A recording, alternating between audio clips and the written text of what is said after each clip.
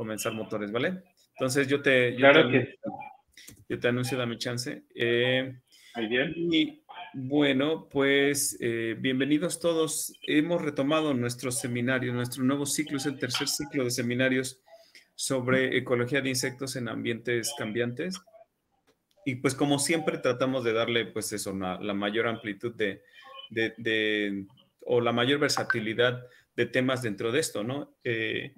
Y con este nuevo ciclo iniciamos con el doctor Rafael Bello Bedoy de la Facultad de Ciencias de la Universidad Autónoma de Baja California. Él está ubicado en Ensenada. Me voy a permitir leerles brevemente su currículum. Él es profesor titular B de esa universidad. Sus líneas de investigación son la genética ecológica de plantas silvestres y cultivadas, mecanismos de resistencia y tolerancia de las plantas contra herbívoros y patógenos, selección natural y adaptación y evolución de rasgos reproductivos de las plantas. Sin embargo, también recientemente, bueno, ya no tan recientemente, ha estado trabajando con otros temas vinculados con la ecología y evolución de los triatominos que son responsables de la transmisión del parásito que causa la enfermedad de Chagas. El doctor Rafael Bello obtuvo su grado de doctor en el Instituto de Ecología de la UNAM en el 2010 y él ya se había graduado obviamente de licenciatura de la Universidad de Guadalajara en el 2002. Hizo estudios de postdoctorado en la Universidad de Pensilvania, en la Universidad Estatal de Pensilvania, y como les decía, ahora está en la UABC, es miembro del Sistema Nacional de Investigadores nivel 1 y con la experiencia que tiene en la UABC, pues ha graduado chicos de varios niveles y ha obtenido proyectos con financiamiento dentro de estas líneas de investigación. Y muy amablemente ha accedido a darnos este seminario. Yo le estoy muy agradecido. La verdad está padre porque sí, justo amplía el catálogo de líneas de investigación que presentamos en estos seminarios. Les doy la bienvenida a todos. Muchas gracias, Rafa. Adelante. Alex, muchas gracias, Alex. Voy a compartir la pantalla. Te voy a pedir un favor, Alex, si se corta en algún momento y también me puedes enviar un mensaje por WhatsApp sí. Para estar ahí listo o echarme una llamada y para retomarlo rápidamente en caso de que haya un problema. ¿Vale? Vale.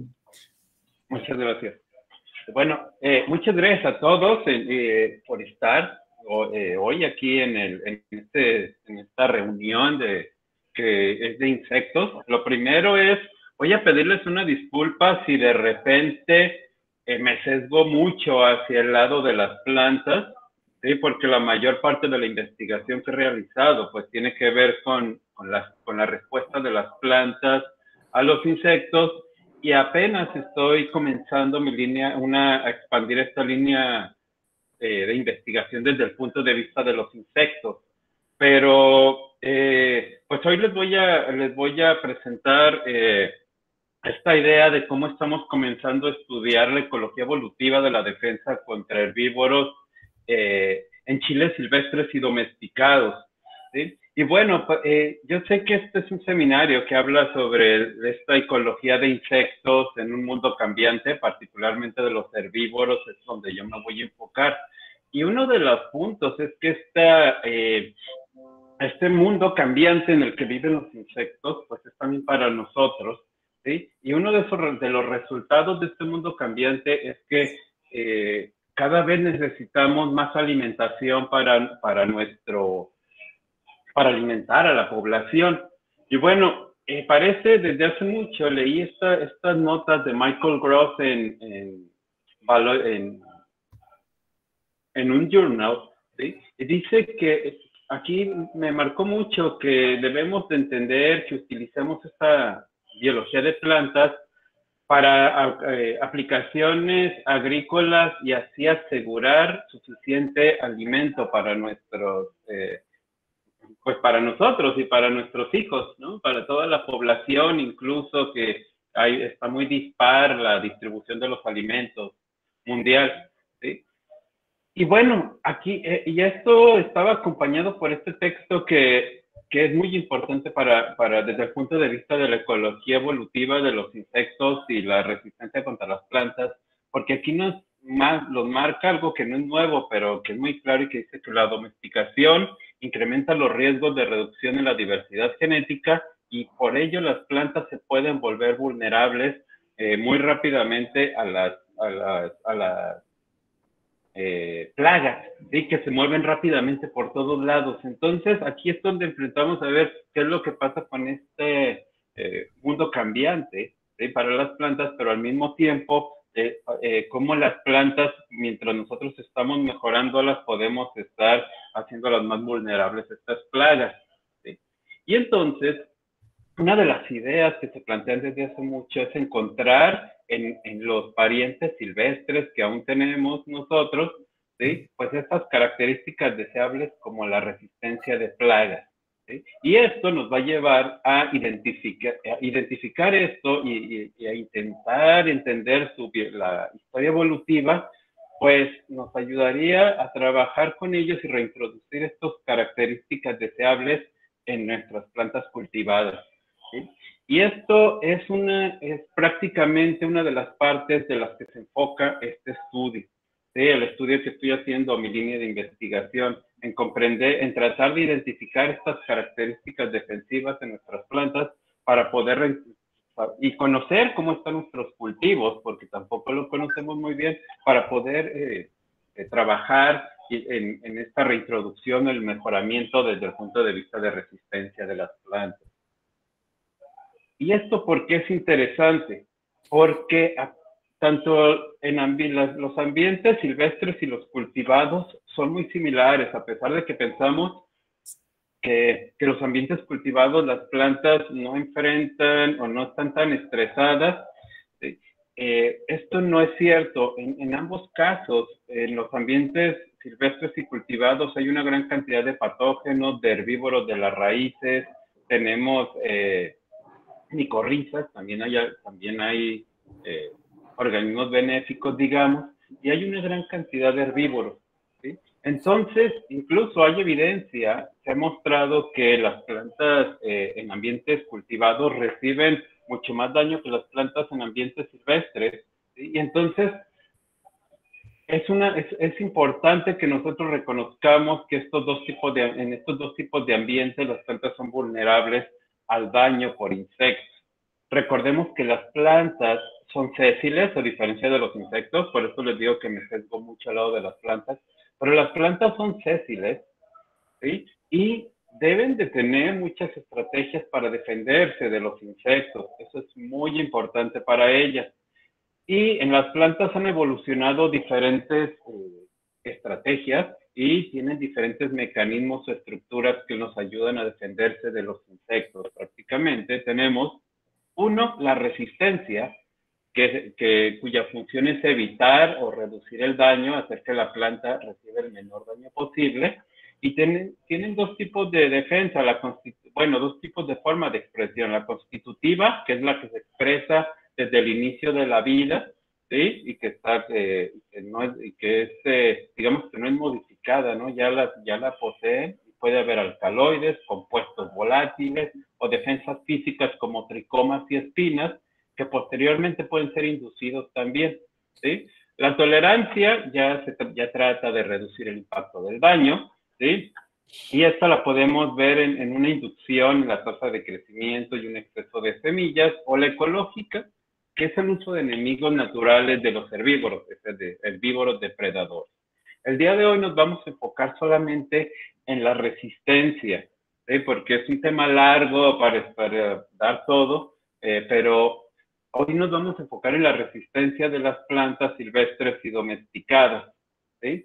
Y una de las cosas que les quiero comentar es este aspecto de la domesticación en Capsicum annum, cómo ha generado mucha diversidad, ¿sí? La mayoría de ustedes conocen algunos de los chiles mexicanos, pero con este póster lo que quiero mostrarles es un póster que ustedes pueden encontrar en línea, ¿sí? La gran diversidad de chiles y cómo se encuentran distribuidos a lo largo a largo y ancho de nuestro país, diferentes variedades que se cultivan particularmente, ¿sí? Y en muchos de estos casos podemos encontrar las variedades silvestres como en Chihuahua, en Sonora, ¿sí? Además de otros, Sinaloa, etcétera.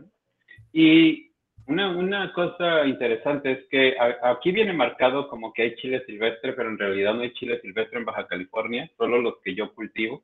¿Sí? Pero digamos que aquí esta es una gran diversidad de chiles silvestres y todos estos domesticados que nosotros vemos en... Yo creo que no sabemos exactamente el número de variedades, pero debemos de tener por lo menos unas 60, de acuerdo con este catálogo de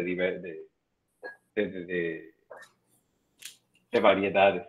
Entonces, esto es una demostración solamente para que vean el poder de la domesticación sobre la generación de variación en una sola variedad o en una sola especie. Todas estas que estoy mostrando aquí son, digamos, el ancestro común de todas estas es el chile silvestre mexicano. De tal forma que todas estas variedades que vemos aquí, excepto el pimiento morrón, esto es una parte importante de la historia, todas excepto el pimiento morrón han sido domesticadas en México, ¿sí? Y el pimiento morrón se llevó alguna variedad ya que se inició la domesticación, pero se mejoró para sus fines de no picar en España, ¿sí? Entonces, esto es muy importante para este trabajo, ¿sí? Lo que les voy a mostrar primeramente, ¿sí? El día de hoy es el accidente que me llevó a estudiar este chile, porque es una parte muy importante de la historia, ¿sí? Y en segundo, ya les voy a presentar el efecto de la domesticación en la resistencia de Capsicum annuum. Y esta historia no tiene mucho que ver con el chile mexicano, pero es una historia que empezó en mi postdoc cuando comencé a estudiar los chiles. ¿Sí? Yo tuve un proyecto fallido en el postdoc, entonces decidí comenzar a trabajar con chiles y me regalaron unas semillas primero de esta plantita que se llama Capsicum chacoense, que tiene un polimorfismo en lo picante. Hay plantas igualitas que producen chiles que no pican y otras plantas que sí pican. Son muy, muy parecidas al chile silvestre, es el chile silvestre boliviano, ¿sí? Y cuando me las prestaron dije, bueno, voy a darles de comer a mis larvitas de manduca sexta. Cuando les di de comer a mis larvitas de manduca sexta, que ustedes ven aquí, me di cuenta que se empezaban a hinchar un poquito. Entonces pensé que podía haber alguna razón en lo que les estaba dando de comer de las plantas, porque también se me ocurrió darles pimiento morrón y no pasó nada. ¿Sí? Aquí vean las diferencias entre los chiles, las plantas son prácticamente iguales. Entonces, la primera pregunta dije, bueno, pues, ¿qué les pasa a estas larvitas? ¿Le pasará a todos los herbívoros? Y lo que les estoy preguntando son puros experimentos preliminares, ¿eh? Ya después lo repetí mucho, pero fíjense cómo las puse a comer a larvas de manduca sexta. Estas son las larvas de Leptinotarsa decemliniata, el escarabajo de la papa. Estos dos son especialistas en plantas solanáceas. Y esto que vemos aquí es a ver si lo ven claro, no se ve tan claro, pero es una larva de Lycoverpacea, que es una larva de una polilla más generalista, ¿sí? Y lo que hice fue pues preguntarles a ellos si estaban sabrosas las hojas o no, por qué no les gustaban las hojas, ¿no? De los diferentes chiles. Y lo que utilicé fueron para alimentar las hojas de chile silvestre de Capsicum chacoense, unas que pican, las que tienen C+, hojas de las que no pican, que tienen C-, y un domesticado, que era el pimiento morrón que ven aquí, ¿sí? Las dejé comiendo 1 minuto durante muchísimas veces, repliqué este experimento muchísimas veces, y lo que encontré fue lo siguiente. Fíjense, este es el área foliar consumida. El área foliar consumida está en centímetros cuadrados en esta gráfica, ¿sí? Y aquí tenemos los resultados para manduca sexta, Helicoverpacea y Leptinotarsa decemliniata. Y estas son en rojo, están los resultados para el consumo en hoja de chile, digamos que sí pica, pero es sobre la hoja, olvídense de lo picante, nada más es un indicador de chile que no pica. Y aquí tenemos el pimiento morrón, ¿sí? Para los 3 casos. Voy a descartar primero a Leptinotaxa desenlineata, que no comió, es decir, no le gustó nada la hoja de chile, ni del domesticado ni del otro. Entonces seguramente solo le gusta la hoja de papa, porque es especialista en papas. Aquí está el Icover pasea, que miren, la tasa de consumo fue poca, posiblemente tiene que ver con el tamaño en estas diferencias, pero fíjense cómo comieron en estos 2 casos. El Icover pasea prácticamente comió muy poco del chile que produce hoja picante, que comió más o menos del chile que de hoja de planta no picante, y mucho del pimiento morrón, del domesticado. Y vean lo que ocurrió con Manduca sexta, ¿sí? Manduca sexta, pues igual, el mismo patrón, en este grado comió más del domesticado y menos del domesticado. Entonces, del silvestre que sí picaba. Entonces, esto me sugería, por un lado, que los domesticados tienen menos defensa, prácticamente el pimiento morrón, que el silvestre, que produce chiles picantes, es más resistente o tiene algo diferente que no le gusta a la manduca y que no está en el chile que no produce capsicina. Entonces, aquí ya hay una señal de que hay, en particular, de que las plantas silvestres son más resistentes que las domesticadas, ¿sí? Más resistentes contra insectos. ¿Por qué les presento y me enfoco en Manduca sexta en estos experimentos? Porque había que ver por qué no comía. ¿Sí? Vean, esto fue lo que ocurrió después de darles el medio centímetro. ¿Sí? Yo ya sabía que ocurría, nada más lo quería corroborar. Lo que ocurre es que tiene un efecto letal. Con medio centímetro o con 1 centímetro cuadrado que comía esta larva, ¿sí? Al otro día, o sea, dejaba de comer y al otro día había defecado súper mal y le había echado incluso algunas, se le salieron las tripitas, pobrecitas. Casi me corren del seminario que di, porque lo di en el departamento de entomología y ahí aman los insectos. Espero que en esta página no me corran. Pero esto era lo que les pasaba a los insectos. Entonces aquí venía esta idea de que, bueno, si hay algo muy grave, muy letal en los chiles, ¿sí? Y una de las cosas que quería saber era si había algo que tocaba. Entonces lo que hice para corroborar este experimento, si había algo también en el contacto en las hojas que hacía, porque yo les veía las pseudopatas muy hinchadas y dije, bueno, quizá también tienen cierto tipo de alergia, los tricomas les están dañando las patas o algo, ¿sí?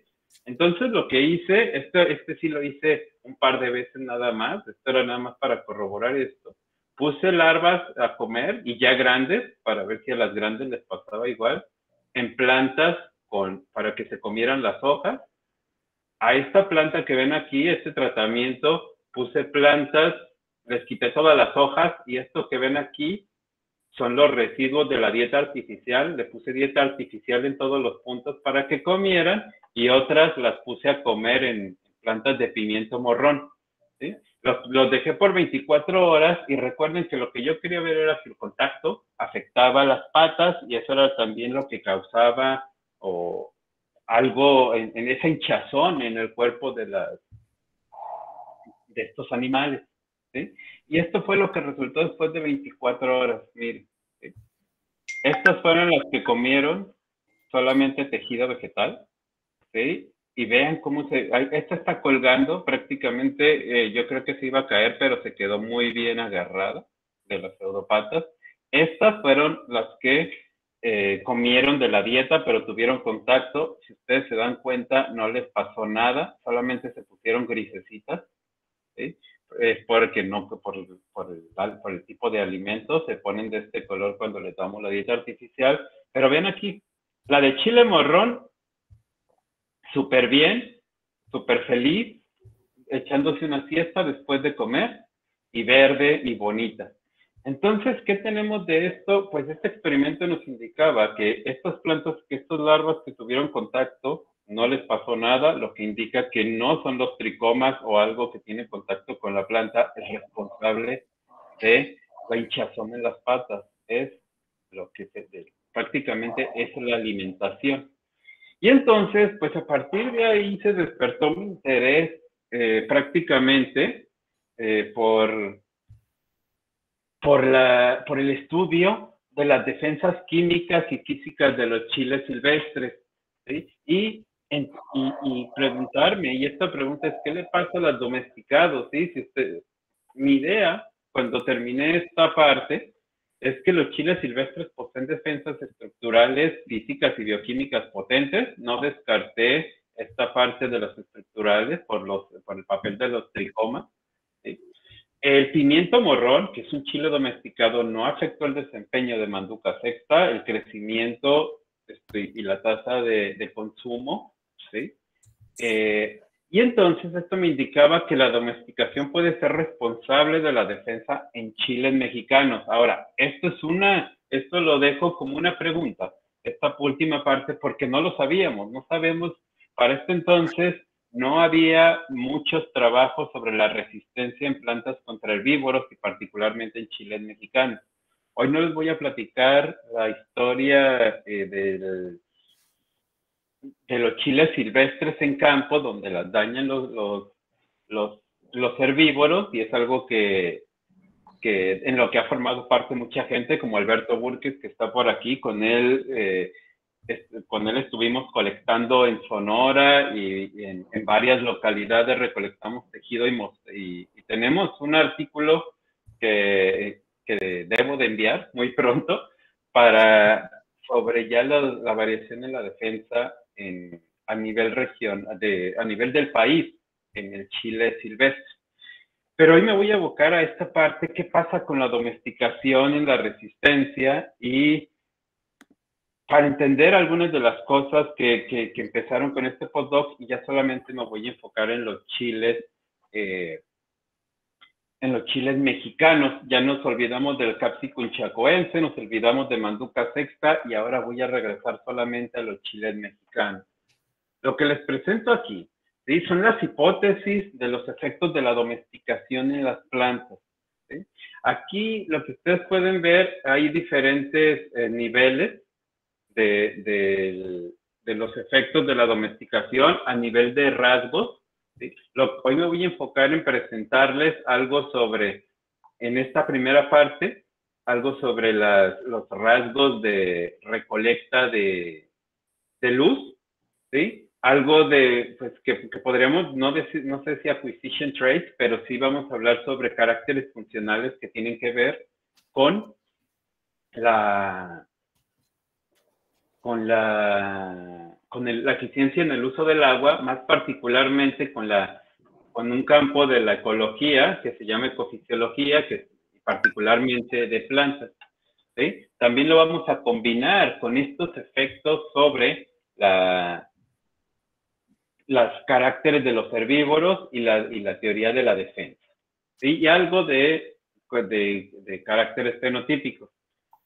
¿Qué es lo que vamos a ver? Pues de acuerdo con estas hipótesis, si se dan cuenta, el efecto de la domesticación va a incrementar el tamaño o la eficiencia de los rasgos recolectores de luz o los rasgos de adquisición de recursos. ¿Sí? Esto lo vamos a ver, vamos a evaluar si esto ocurre. Vamos a ver algunos cambios fenotípicos. Y la otra hipótesis que vamos a poner a prueba, y es en lo que más me voy a enfocar, es en la defensa en esta hipótesis que dice que los herbívoros reducen los caracteres defensivos, y nos vamos a ver dos tipos de caracteres defensivos, que son los tricomas y los compuestos químicos, ¿sí?, para abordarlo desde la teoría de la defensa. Y es que esto es lo que ocurre, ¿sí?, con la selección artificial. Parece que hay un incremento en el tamaño de las plantas, ¿sí? Hay un gigantismo marcado, pero solo comenzaríamos con los rasgos que son de interés. En el caso de los chiles, los frutos, aquí están poniendo unos chilotes, pero en realidad los frutos son en las plantas silvestres, son mucho más pequeños, y en las plantas cultivadas, al menos mexicanas, son desmesurados. Y una de las cosas que les quiero comentar es que aunque hay selección directa sobre los frutos, para que esta planta pueda soportar el peso de los frutos, pues debe producir tallos más grandes, ramas más sólidas, e incrementar la cantidad de lignina para no caerse, y hojas más grandes para colectar luz y poder producir, fotosintetizar todos estos recursos en relación a estas plantas, ¿sí? Y esto es algo de lo que nosotros vamos a probar, y también les quiero mostrar, creo que no hay mucha evidencia de, a pesar de todo lo que hacemos, creo que no se ha mostrado con esta nitidez los cambios.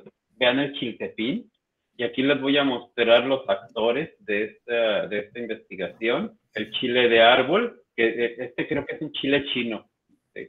El chile yagualica, este chile sí es nativo de México y es de la región de Yagualica. El chile serrano, morrón, jalapeño y chile güero. Vean el tamaño, la diferencia en el tamaño de los frutos, y pues obviamente la biomasa difiere significativamente. Pero quiero mostrarles que esto ya lo conocemos. Quiero mostrarles lo que casi nadie conoce, y vean la variación en la estructura de las plantas, ¿sí? Esto que tenemos aquí es el chiltepín, y vean cómo varía el tamaño de las plantas. Todas son de la misma edad. Esta es un poquito más vieja, ¿sí? Esta tarda mucho más en alcanzar este tamaño. Pero vean el güero, el serrano, el morrón, el árbol, el yagualica y el jalapeño. Esta estructura varía muchísimo, y vean las ramificaciones, cómo ramifican algunas desde abajo, etcétera, ¿sí?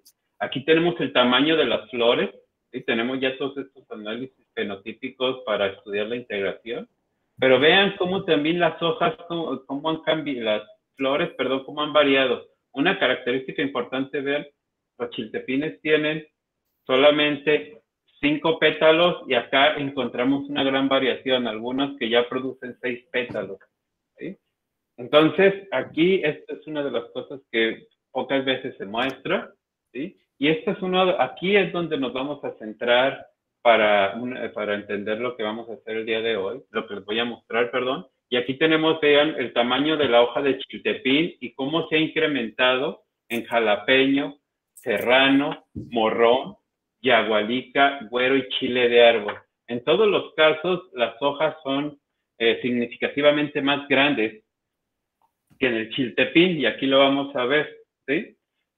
Entonces, ahorita les voy a mostrar, como les decía, estos puntos, cómo los estudiamos. Es una forma interesante. Los resultados que les voy a mostrar ya están en revisión en Plant Biology, ¿sí? Y lo que nosotros nos preguntamos es si la domesticación modifica la superficie de la hoja de Capsicum annuum, ¿sí? ¿Y por qué nos interesa la superficie de la hoja? Pues por algunas razones que aquí les voy a mostrar. En primer lugar, es que la superficie de las hojas, la epidermis, prácticamente es donde se producen los tricomas, que tienen un papel defensivo, ¿sí? Pero además tenemos estomas, ¿sí? Y los estomas es por donde se libera la mayor cantidad de agua de las plantas, hasta el 96% sale por los estomas, y esto pues debería de estar bajo selección, ¿sí? En ambientes silvestres como este. Vean los estomas, para que vean qué poquitos tiene. Este es un lugar a donde fui con Alberto Burques en un pueblo que se llama San Javier. Tiene muy poquitos estomas, y esto hace que las plantas utilicen mejor el agua, que solamente les cae en junio, en la temporada de lluvias, mucho mejor que una planta que es domesticada, y que vean la cantidad de estomas que tiene, a pesar de que en esta se ven un poco más de tricomas, no siempre es así, pero vean cómo tiene muchísimos estomas, y en ambientes cultivados, dado que hay una gran cantidad de agua, esperaríamos que esta superficie cambiara significativamente. Y estos son algunos de los cambios que no están, que aunque evolucionan con la domesticación, no son objeto de estudio, ¿sí? De los mejoradores. Y hasta donde yo sé, en Chile no se ha tratado de mejorar la eficiencia en el uso del agua ni la defensa. Entonces queremos explorar en esta pequeña barrera qué era lo que ocurría, ¿sí? Y para ello lo que hicimos pues fue obtener impresiones de las cutículas, perdón, de las epidermis y hacer conteos en el microscopio, en fotografías como las que ven aquí, obteníamos fotos y contábamos todos los tricomas, los estomas y todas las células que ustedes ven aquí, ¿sí? Teníamos, este fue el trabajo de Carlos Serrano, un estudiante de doctorado. Estas son las fotos que utilizamos para, son solamente 50 nanómetros, la otra era de 200 nanómetros, había muchas células, redujimos el número y aquí se puede ver más claro los estomas, ¿sí? Espero que los vean con claridad, vean, aquí contamos las células del pavimento, los estomas y los tricomas, que nosotros pensamos son atributos de defensa contra los herbívoros, ¿sí? Y aquí lo estamos viendo también. Este es un tricoma y estas son las células del pavimento y aquí creo que ni siquiera se ve un estoma, ¿vale? Y bueno, ¿esto qué es lo que obtuvimos? Recuerden que estamos utilizando diferentes chiles cultivados, el pimiento morrón, güero, jalapeño, árbol, yagualica, serrano y en algunos casos incluimos el poblano, ¿sí? ¿Y qué es lo que tenemos? Miren, lo que encontramos esta es la variación, las diferencias en el área foliar. Vean que las hojas son significativamente más grandes que las hojas del chile silvestre. Es decir, la domesticación efectivamente incrementó el tamaño de las hojas. Y recuerden que las hojas son los órganos donde las plantas captan la luz y llevan a cabo la fotosíntesis. De tal forma que la hipótesis de la domesticación se cumple prácticamente, la hipótesis de el resultado de esta idea se cumple, y aunque en mayor o menor grado, pero en todos los casos fue significativo el incremento de las hojas, ¿sí? En cambio, vean el número de células del pavimento, lo que queríamos entender aquí era que por qué se incrementaban, y aquí lo que tenemos, fíjense cómo el número de células, pues sí, más o menos se mantiene en estas, pero varía. Pero vean, aquí hay muchísimas, estas células del pavimento que vemos aquí, que no son los estomas, pues no son tan pequeñas en el chile silvestre. El número de estomas, si ustedes se dan cuenta, también el chile silvestre tiene una buena cantidad y no siempre es menor en los chiles cultivados.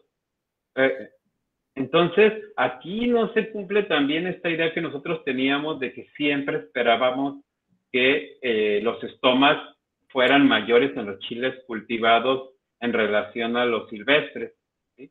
Entonces, ¿y esto qué nos puede decir? Bueno, lo que nos puede decir es que lo que nosotros tenemos es que hay plantas de chile silvestre que pues también necesitan de esto, de tener una buena cantidad de tricomas. Les voy a explicar de una vez por qué. Y es que recuerden que también, de estomas, perdón.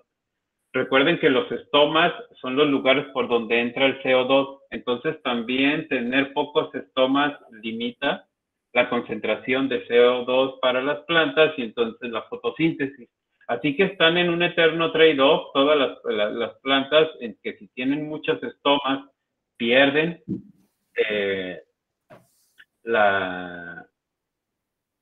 mucha agua, pero también pierden la capacidad de ganar mucho carbón. Así es que hay un trade-off que hay que estudiar en este tipo de plantas. Y bueno, los tricomas, igual nosotros esperábamos que tuviera siempre mucho más el silvestre porque es la estructura de defensa, ¿sí? Que tuviera más el silvestre que los domesticados, pero lo que observamos es que no siempre se cumple esta idea. En algunos casos tiene más y en algunos casos tiene menos. Una de las cosas que creemos aquí es que también usamos muy poca área foliar y que posiblemente si nosotros ampliamos el área foliar alcanzaríamos más, pero con este muestreo lo que nos indica es que prácticamente el chile silvestre tiene un número más o menos, una densidad más o menos igual que los chiles domesticados en el número de tricomas.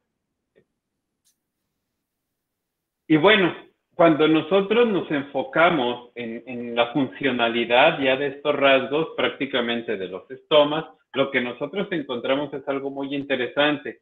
Fíjense, la variación en el tamaño de los estomas, si son el chile silvestre tiene los estomas más pequeños, aquí no difiere significativamente ninguno en la amplitud del poro que abre del estoma, pero sí en el tamaño, en lo largo de los estomas, y eso lo que nos indica es que pues tiene está relacionado posiblemente con esto que vemos aquí. ¿Sí? Esto que vemos aquí es la conductancia de agua en micromoles por metro cuadrado sobre segundo.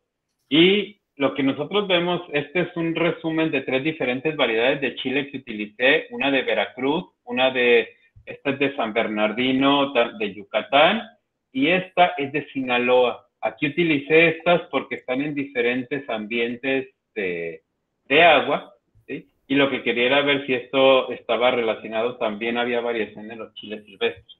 En resumen, lo que encontramos es que aunque tienen a veces una mayor cantidad de estomas que algunas otras, al parecer son más eficientes en la regulación de la pérdida de agua. Las plantas de ambientes con una lluvia estacional muy marcada, y aquellas, incluso las plantas silvestres que no están en un lugar estacional marcado, como Veracruz, donde llueve mucho más que en Sinaloa, o en Yucatán, que llueve más o menos igual, pues su regulación de la apertura estomática no es tan buena en relación a la eficiencia del uso del agua y se parecen mucho a la pérdida de agua de las variedades domesticadas. Pero aún así las variedades domesticadas son menos eficientes en el uso del agua. Entonces, la superficie de la hoja o la epidermis ya nos arroja indicios de que la domesticación sí afecta esta característica funcional, y esto puede ser porque las plantas tienen mayor riego y no tienen esa limitación, ¿sí? En cambio, en lugares donde la lluvia es estacional o no es tan abundante, pues tienen que regular el agua y se mantienen estos caracteres ecológicos muy amarrados por la selección. Así que tenemos este efecto de la domesticación. La otra parte funcional es esta.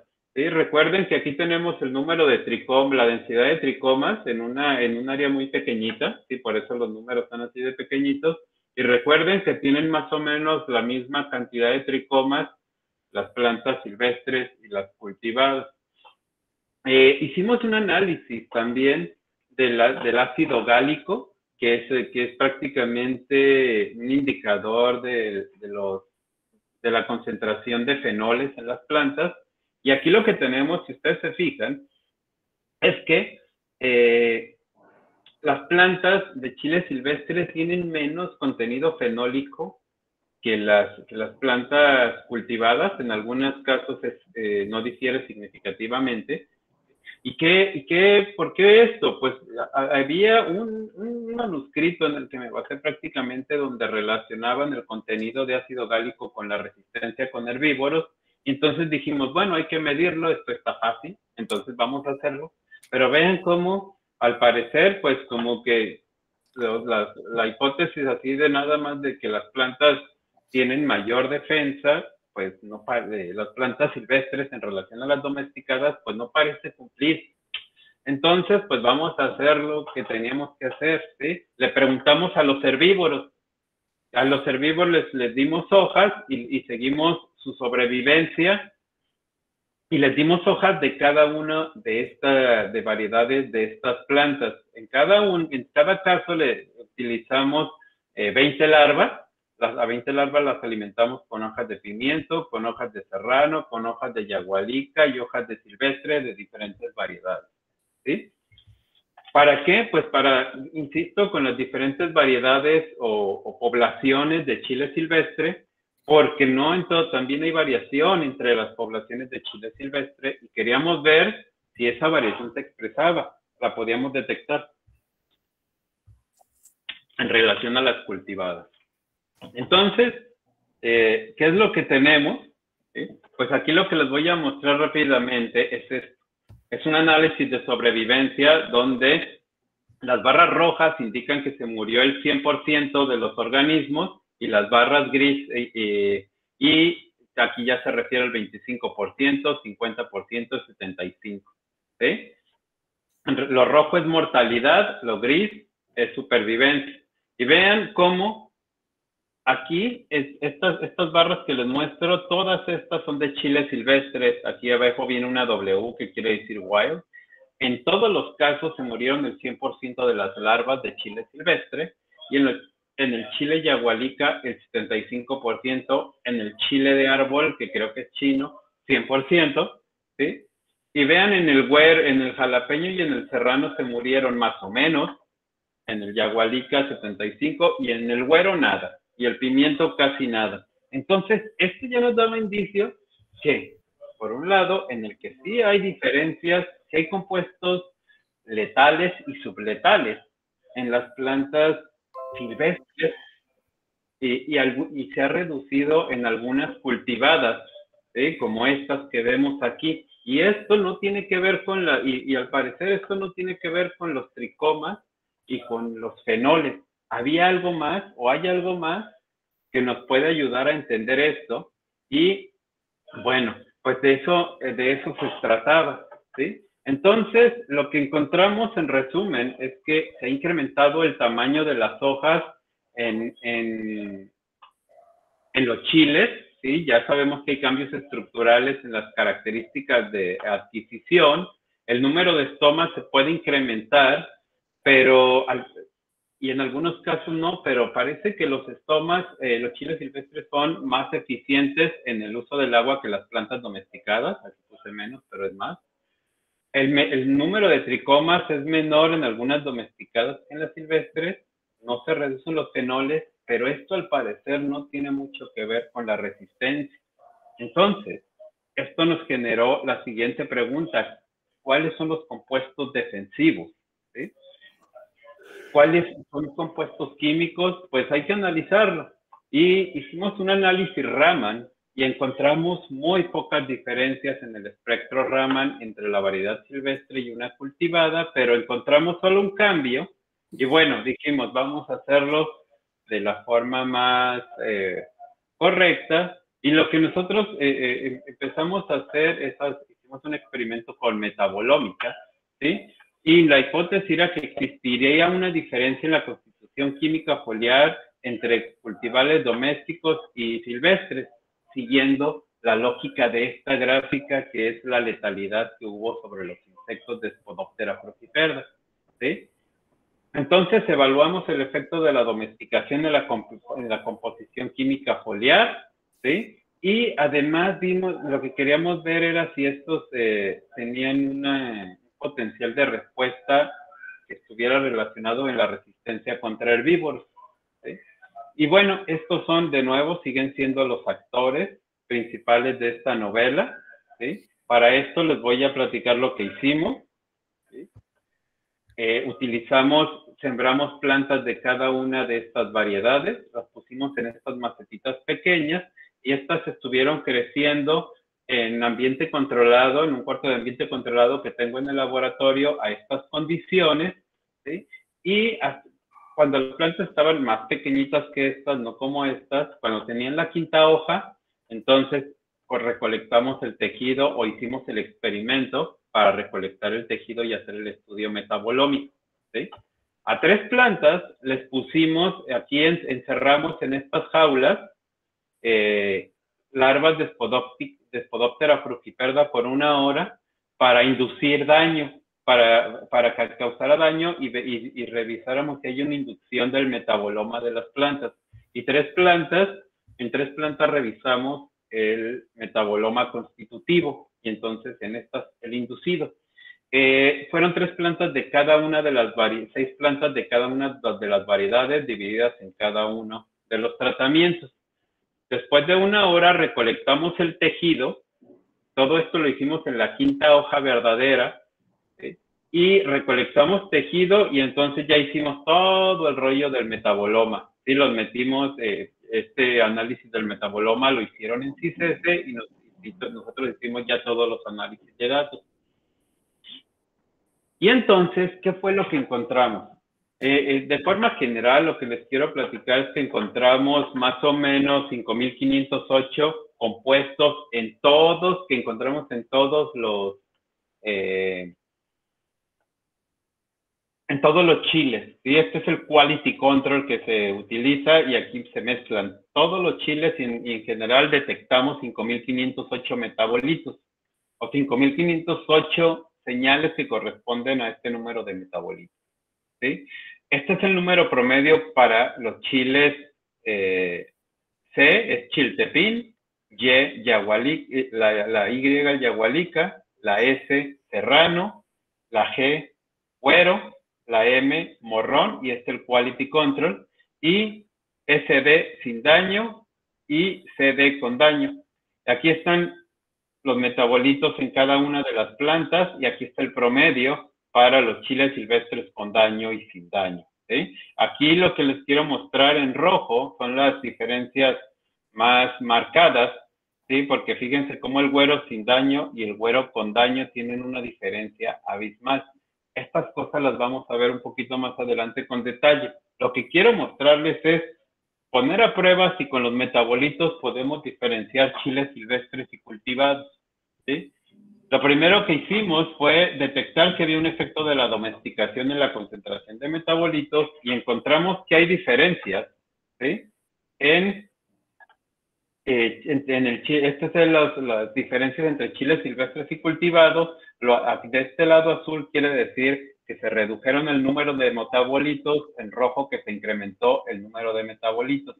En azul, lo que podemos ver es que se redujo el número de metabolitos de los chiles silvestres, 80 y tantos, en relación a los cultivados, y se incrementa, los metabolitos son más abundantes, estos rojos, en los chiles silvestres que en los domesticados, en el mismo número, ¿sí? Y estos son el metaboloma constitutivo.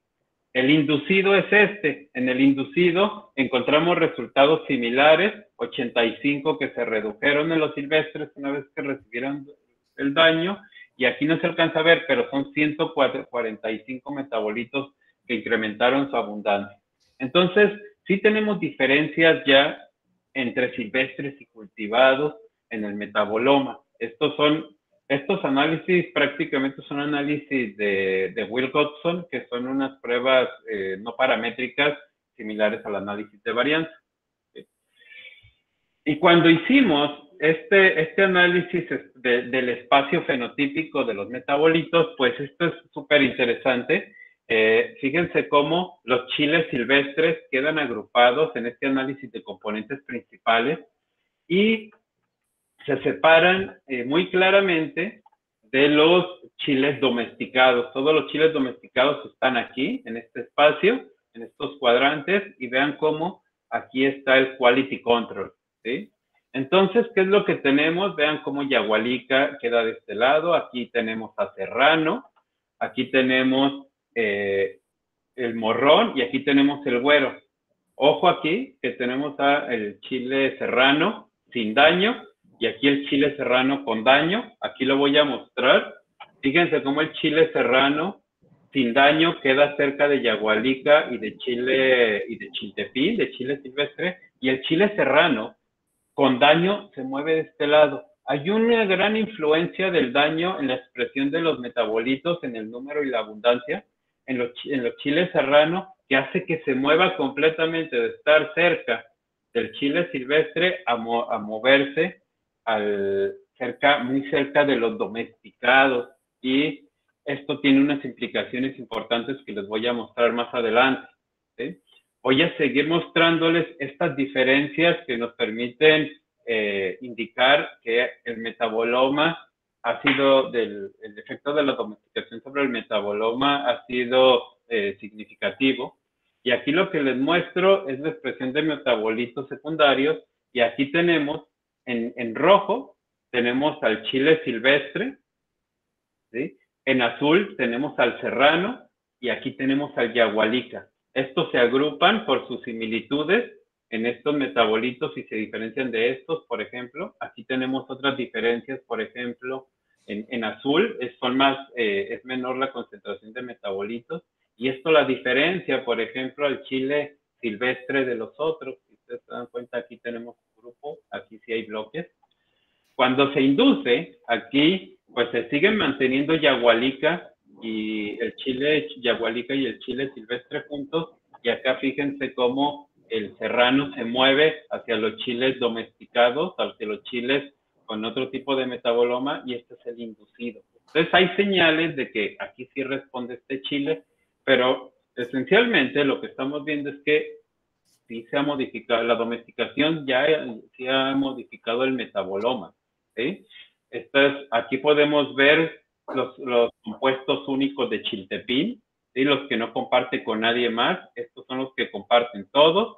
Aquí están los que comparte con yagualica, porque es en el que se acerca más en el análisis de componentes principales, con el que comparte la mayor cantidad de compuestos y en abundancia.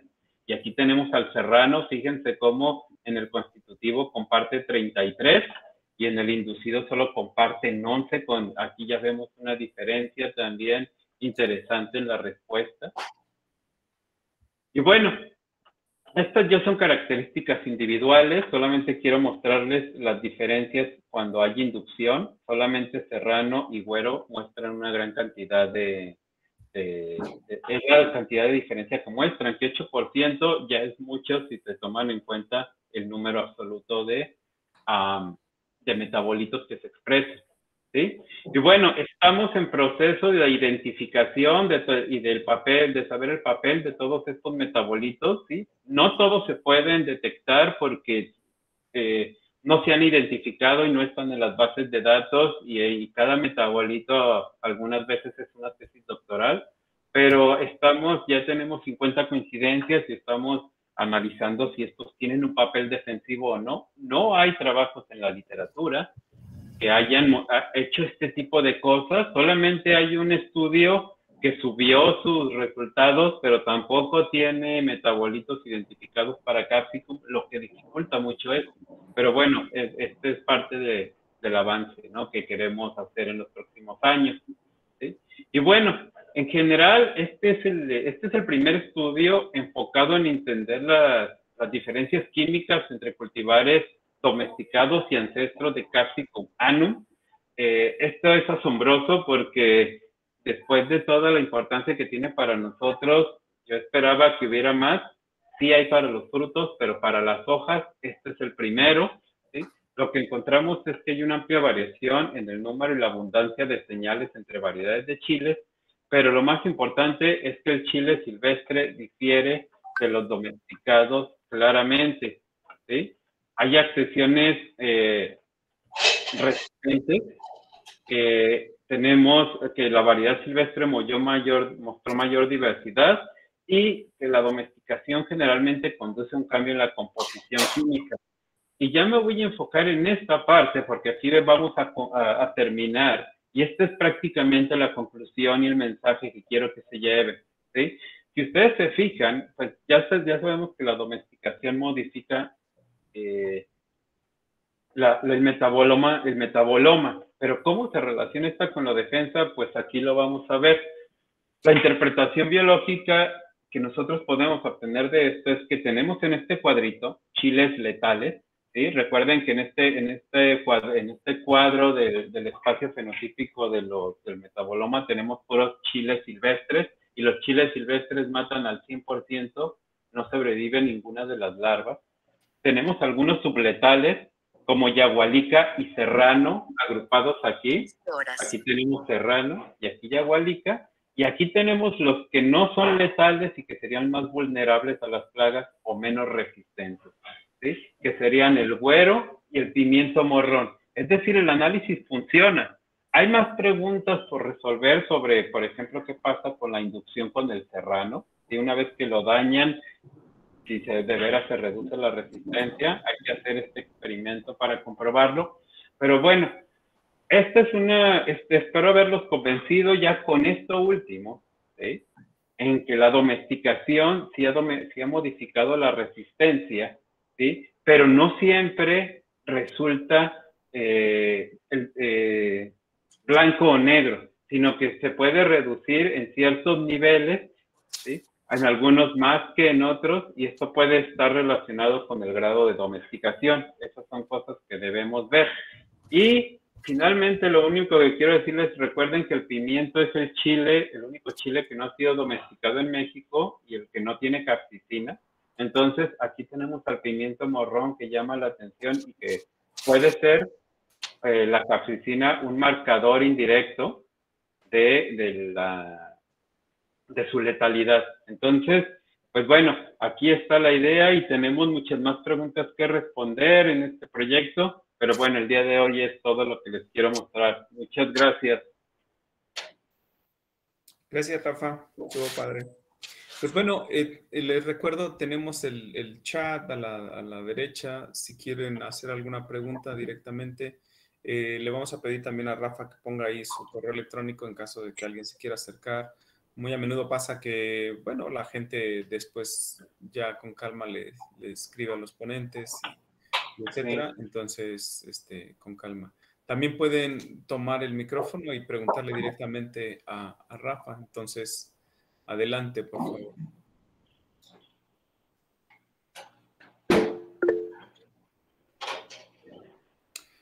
Aquí ya te están preguntando algo, Rafa. Dice, ¿cómo es la variación? Dice Miguel, ¿cómo es la variación genética, mucha o poco, dentro de cada tipo de chiles? Supongo las variedades, Pues ¿no? mira, nosotros hicimos un análisis, comenzamos haciendo un análisis de cloroplasto para tratar de separar estas variedades que utilicé. No lo he hecho con más y no hay nada de variación en el cloroplasto. Sí, son marcadores, los marcadores de Taberlet son marcadores muy conservados, entonces no, lo hicimos como una prueba y no había tanta variación, o sea, eso era casi lógico, ¿no? Pero desafortunadamente no sé qué tanta variación hay en otras. El chile silvestre tiene mucha variación, en este ya ha hecho estudios eh, que no llama, y Sergio Sánchez Verdugo, Daniel Piñero, y se ha detectado variación genética. En los otros no se ha hecho, pero al ser variedades domesticadas, las que son los cultivares, no hay variación genética, prácticamente siempre son todos iguales y eso lo vemos por cómo está estructurado, porque luego todas las plantas son igualitas, ¿no? Como los sembradíos de maíz, que todas las plantas tienen la misma altura. La homogeneidad pues nos indica que hay poca variación genética. Sí deberíamos, sí deberíamos de hacer algún estudio más detallado y es una idea hacer un estudio de RATSEC para poder definir no solo si hay variación genética, sino también para ver cuáles son las relaciones entre los diferentes chiles y que eso nos permite entender además el proceso de domesticación en México. Porque recuerden que los chiles serranos, por ejemplo, fueron domesticados más en Zacatecas, en Hidalgo, y otro tipo de chiles han sido domesticados particularmente en Yucatán, entonces eso nos ayudaría.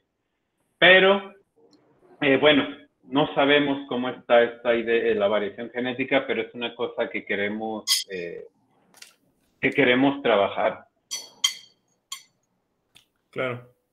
Oye, Estefanía Villanueva te pregunta sobre la comunidad de herbívoros, ¿qué tanto varían según la variedad de chiles? Y fíjate que es una pregunta muy interesante y desafortunadamente no lo conocemos.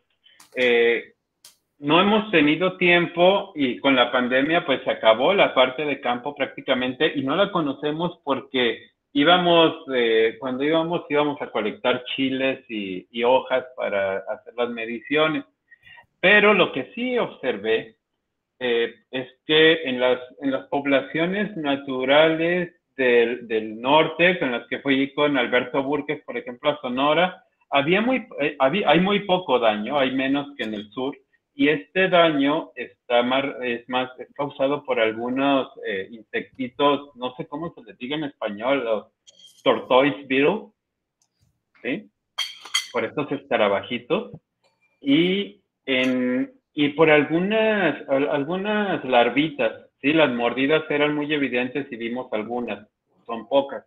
En el sureste, las poblaciones estaban en ambientes más degradados, más perturbados, y ahí había más daño por algunos insectos que ya son más de ambientes agrícolas, como el epitrix, que es el escarabajo pulga. Eh, no sé si es crisomélido, pero también esos son. No hay estudios, hay algunos minadores, entonces sí hace falta, si alguien está interesado en estudiarlos, pues creo que es una cosa muy interesante. Yo con mucho gusto puedo participar y financiarles, quizá todavía tengo algo de financiamiento por ahí. Si alguien está interesado, estaría muy bien conocerlo. Ok, pues por aquí también te preguntan, ¿por qué optaron por análisis de metabolómica en lugar de transcriptómica? ¿Qué ventajas ven? ¿Sí?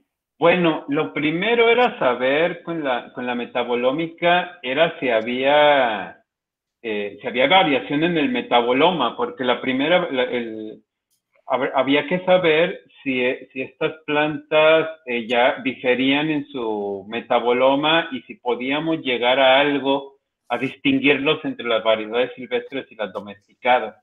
Entonces, como la mayoría de la teoría de la defensa se centra en la abundancia o el tipo de metabolitos, pues por ahí era la idea, ¿no?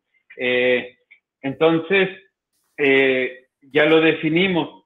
Sí estamos interesados en la transcriptómica para saber cuáles son los genes y los transcriptos, qué se prende y qué se apaga una vez que están sujetos al daño y si esto se ha modificado con la domesticación. Pero en principio lo que queríamos saber era si lo que mataba a los insectos estaba relacionado con el metaboloma, y con los datos que tenemos, pues nos indica que sí hay una correspondencia. Hace falta ahora metabolómica dirigida, trabajar y identificar estos compuestos, pero definitivamente sí el siguiente paso sería trabajar las transcriptómicas para saber qué se prende y qué se apaga y ver qué es lo que ha hecho la domesticación a ese nivel, con la regulación digamos, del transcriptoma. ¿Sí? Sí. Bueno, aquí nos aclaran que los tortoise beetles son los crisomélidos. Ajá. Y bueno, pues eso. Mencionó una frase al principio como el poder de la domesticación. En el contexto de las especies silvestres, ¿cómo se explica esa frase? Mm. Híjole. Pero es que, mira, creo que si comparamos a las plantas silvestres y a las cultivadas, el poder de la domesticación casi yo creo que es como una frase darwiniana, ¿sí? De aquel entonces. Y en esto lo que podemos pensar es, ¿qué es lo que ocurre con las plantas silvestres y las domesticadas? El poder de la domesticación se refiere a esto. A ver si en esta imagen sí se está viendo, ¿Alex? Sí, claro, sí. Ok. Fíjense cómo ha incrementado significativamente la biomasa del chile silvestre cultivado, y a esto se refiere a la domesticación, que la selección, sea natural o artificial, tiene el poder de modificar los rasgos de los organismos y que estos se expresen en las poblaciones lo suficiente para que estos se estén ajustando continuamente al ambiente para que no se extingan, ¿sí? Entonces, a mí se me hace impresionante cómo de este chilito a este chilote hay un mar de diferencia, no solamente en el tamaño, sino en el sabor. Acuérdense que el pimiento morrón, pues prácticamente sabe a agua, y este chile tiene muchísimos sabores. Lástima que pica y no distinguimos todo lo que hay antes de ese picor, pero eso, ustedes traten de preparar. Yo creo que lo que podríamos saber es, traten de preparar un mole con pimiento morrón y se van a dar cuenta que no sabía nada, ¿no? El poder, ese es el poder de la domesticación, darle sabores, darle colores, el tamaño, ¿sí?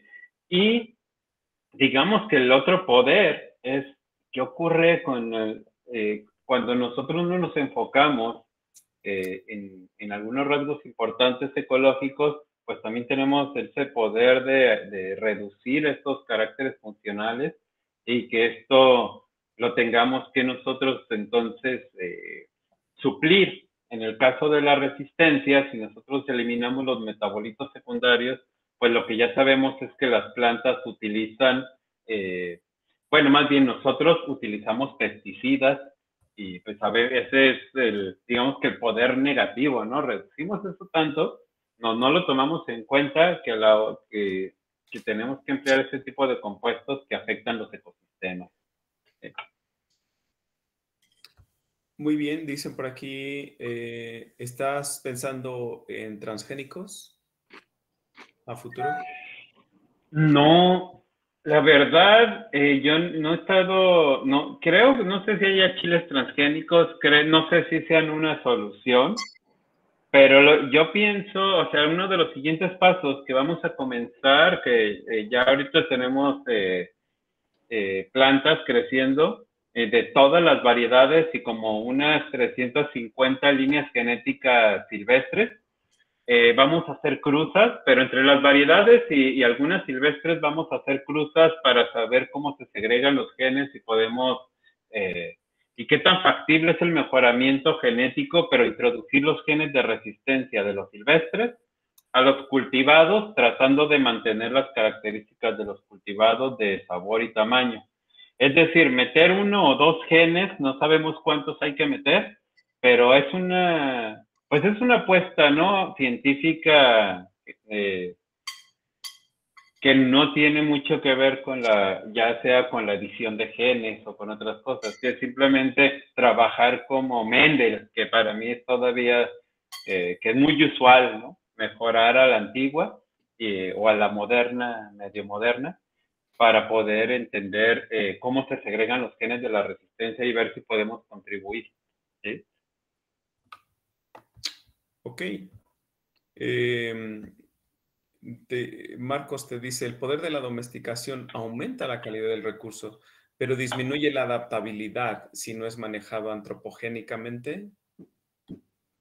Sí, la respuesta es sí. Si ustedes no lo hemos hecho, viene un estudiante de Yucatán a hacer un experimento de tolerancia al estrés hídrico en plantas silvestres y cultivadas, y definitivamente lo que esperamos es que las plantas silvestres sean más tolerantes al estrés hídrico que las plantas cultivadas. Y esto nos lo da, además de pues, la teoría, lo que ya les mostré en los resultados, que por ejemplo, las plantas parece que tienen son menos eficientes en el uso del agua y parece que está relacionado con algún mecanismo de regulación estomática y un poco con la densidad de los estomas. Entonces, por ejemplo, pues sí, ya es una adaptación completa, dependen del humano, estas plantas de Chile y muchísimas plantas, ¿no? Los maíces, yo creo que una gran cantidad de plantas que ya están, digamos, en la producción extensiva. Hay plantas que ya están siendo manejadas o tienen un menor grado de domesticación que pueden tener una gran tolerancia, pero por ejemplo, por ese lado, pues sí, Marcos, la adaptabilidad es de las plantas domesticadas es ya completamente a los ambientes agrícolas dependientes de los humanos. Pues creo que ya es todo, Rafa. Pues muchas gracias. Creo que con esto ya le paramos. Pues muchas ¿Sí? gracias, Rafa. Con esto Dale. de nuevo comenzamos el ciclo y les mantendremos informados sobre los siguientes seminarios. Pues gracias por estar ahí. Rafa, también gracias, cuate. Sí, no, pues gracias a ti y a todos. Y bueno, como les dije, va a estar muy sesgado a las plantas, pero lo que quiero que demostrarles es cuál es la importancia de preguntarle a los insectos cómo están nuestras plantas y estas interacciones, pues, y estos metabolitos, pues, evolucionaron como respuesta a los insectos. Así que esto, pues bueno, espero que les haya gustado y que hayan visto cómo estamos aproximando esto, entender el estudio de la defensa en los chiles silvestres y cultivados contra insectos. Muchas Pues estuvo gracias. padre, estuvo bien, Rafa. Muy Vale. chido. Sí, Pues, Rafa, muchas gracias. gracias a todos, sí. Adiós, Gela. Adiós, Alberto. Abrazote, Rafa, ¿eh? Desde acá, cuando Gracias. quieran recolectar chiltepines, están a todo lo que dan ahorita porque ha habido muy buenas lluvias. Sí. Un abrazo. Muchas gracias. Mucho. Bye bye. Nos Bye. vemos. Nos vemos, Alex. Muchas gracias. Bye, Rafa. Estamos en contacto. Claro, gracias. Bye.